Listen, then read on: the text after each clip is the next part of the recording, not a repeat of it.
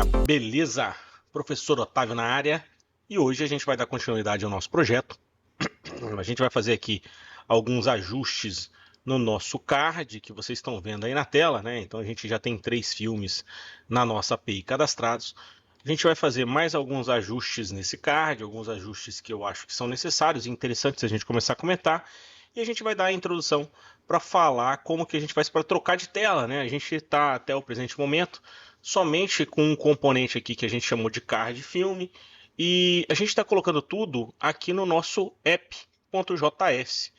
Como que a gente faz para deixar o nosso projeto um pouco mais organizado, um pouco mais modularizado, de forma que a gente possa criar outras telas, né? A gente não quer que o nosso aplicativo ele simplesmente fique com esse card.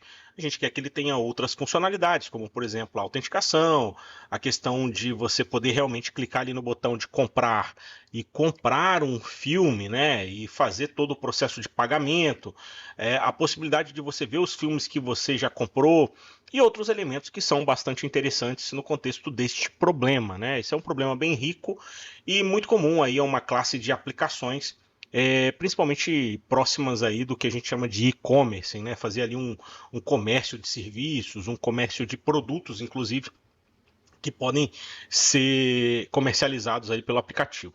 Mas para a gente começar, qual que foi o problema que a gente falou na nossa última aula, né? Ó, vocês podem ver que o nosso card, os textos, né, as sinopses, elas são heterogêneas, né? Elas têm textos que são, digamos assim, diferentes em termos de tamanho. Eles não estão padronizados. Isso faz com que aqui no nosso card, como a gente estilizou o nosso container para centralizar tudo, a gente não consegue deixar, por exemplo, o botão alinhado, ó, ele fica desalinhado e acaba acontecendo esse efeito não muito positivo de design, né? Algumas pessoas chegariam aqui e fariam o quê? Chegariam aqui no Justify Content e colocariam, por exemplo, um space evenly, né? E aí nós teríamos uma modificação aqui, ó, que vocês poderiam visualizar que ainda não resolveria o problema. Então algumas pessoas colocariam um space between, né, ó. E vocês podem ver que nós não teríamos o efeito que a gente deseja. Ó. Nesse efeito, a gente teria aqui os botões alinhados, mas mesmo assim, ó, não fica nada legal a disposição do nosso card, né? Então o que eu gostaria de fazer? Eu gostaria de manter esse cara centralizado na tela, vou deixar aqui Center, ó. Só que a gente vai criar agora uma dinâmica que é o seguinte, eu quero fazer uma limitação do tamanho da string da sinopse. Então aqui a gente tem um text, ó, vocês podem ver que a sinopse está aqui num text do React Native, e eu gostaria de colocar aqui uma limitação do tamanho. Então no JavaScript, vocês sabem muito bem que existe uma função lá do contexto, né, do objeto string, que é o substring. Então eu já poderia fazer isso aqui de cara. Eu poderia fazer que eu quero uma substring entre 0 e 200 caracteres. E quando eu faço isso, o que vai acontecer? Olha lá, a gente vai ver que todos os nossos textos vão ficar limitados a 200 caracteres. Ó, já resolve o problema. Não resolve o problema em todos os casos, mas já resolve parcialmente o problema, deixando ali padronizado o texto do nosso componente, né? Então, eu poderia fazer isso, mas se eu faço isso aqui direto, eu corro o risco, por exemplo, de nós termos, por exemplo, um filme que tem menos de 200 caracteres, né? Claro que ele vai cortar, mas o que acontece se a gente deixar ele solto aqui, né? Fica um efeito ruim, né? Esse F parado ali, ó.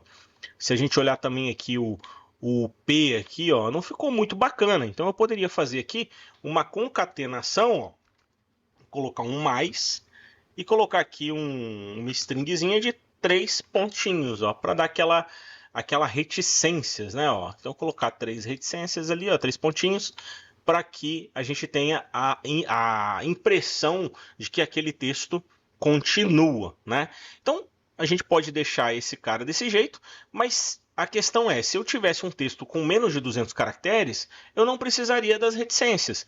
Então, por isso que a gente precisa fazer isso aqui, ó. Ao invés de eu colocar simplesmente a substring, eu posso fazer uma comparação aqui. Eu posso usar um operador ternário para fazer isso aqui, ó. eu quero saber se o filme.sinopse.length for maior que 200, o que eu vou fazer?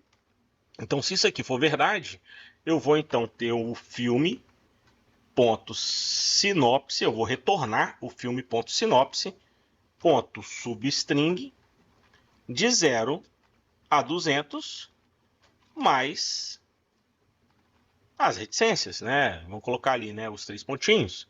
Agora, se isso aqui não for verdade, ou seja, se eu não tiver um texto com mais de 200 caracteres, o que a gente vai fazer? Eu vou retornar o filme.sinopse. Simples assim.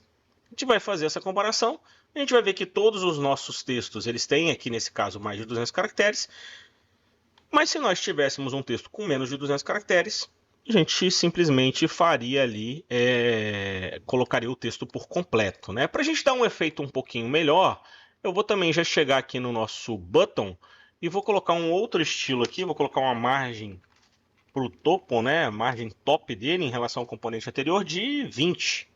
Só para dar aqui um espaço um pouco maior. E olha que bacana, ó, os botões eles já ficaram bem alinhadinhos, né, com o texto.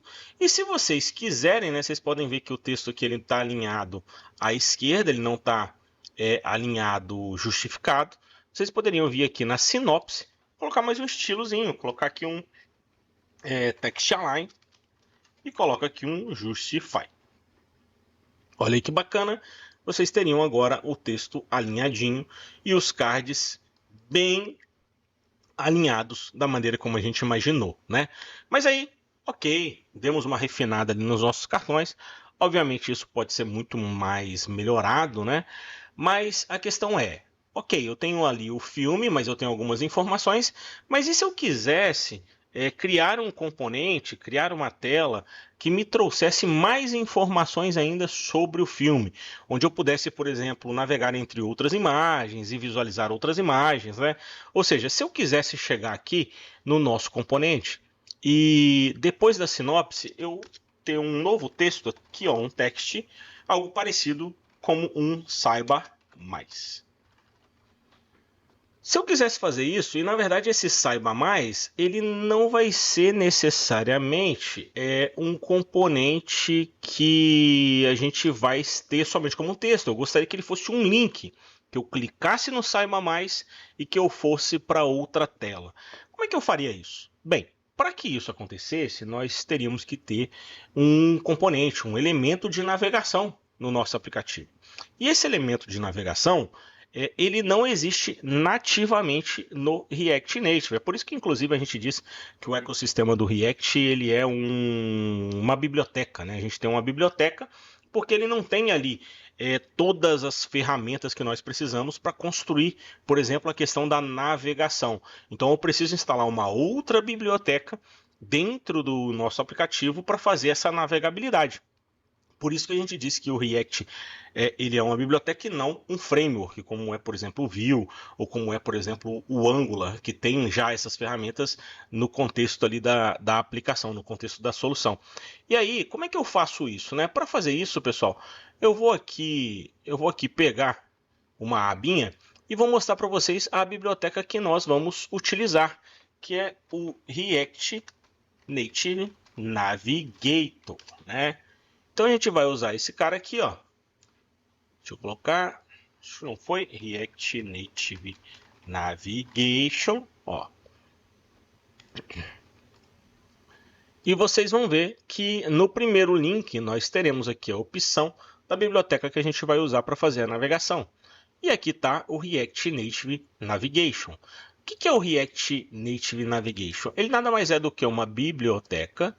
E essa biblioteca, quando nós instalarmos, nós poderemos criar navegações do nosso aplicativo.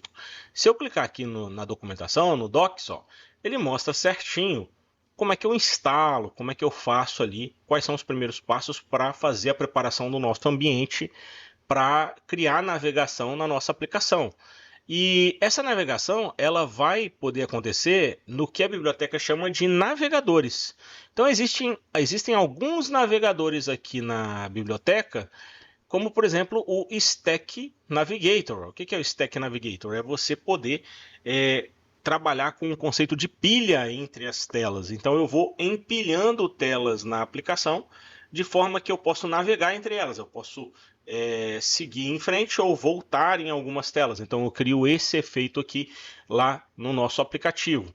Eu também tenho uma outra navegação em formato de Drawer Navigation, que nada mais é do que aquele menu lateral que a gente pode arrastar ou que a gente pode clicar um botãozinho e trazer para frente da nossa tela. Eu também tenho o que nós chamamos de tabs, né? Então são aquelas navegações em que eu clico aqui num íconezinho, numa barrinha de tabs e eu consigo selecionar múltiplas páginas para minha aplicação. Então a gente vai instalar essa biblioteca de navegação e quando nós instalarmos essa biblioteca de navegação, nós teremos aqui nativamente na nossa aplicação a solução para poder clicar no Saiba Mais, para clicar no link Saiba Mais e ir para outra tela. Tá bom, pessoal? E é exatamente isso que a gente vai fazer no nosso próximo vídeo, para a gente não se delongar demais aqui nesse vídeo, que é justamente instalar as dependências do React Native Navigation para criar a navegabilidade da nossa aplicação. E claro, criar outras telas. A gente vai dar uma reorganizada no nosso código, na estrutura do nosso código. A gente vai começar a deixar o nosso código cada vez mais escalável e a gente começa a fazer isso na próxima aula, tá bom? Eu não poderia deixar de dizer que se vocês estão gostando, deixa o joinha de vocês e se inscrevam aí no canal. Beleza? Abração para vocês e até o próximo vídeo. Valeu, galera!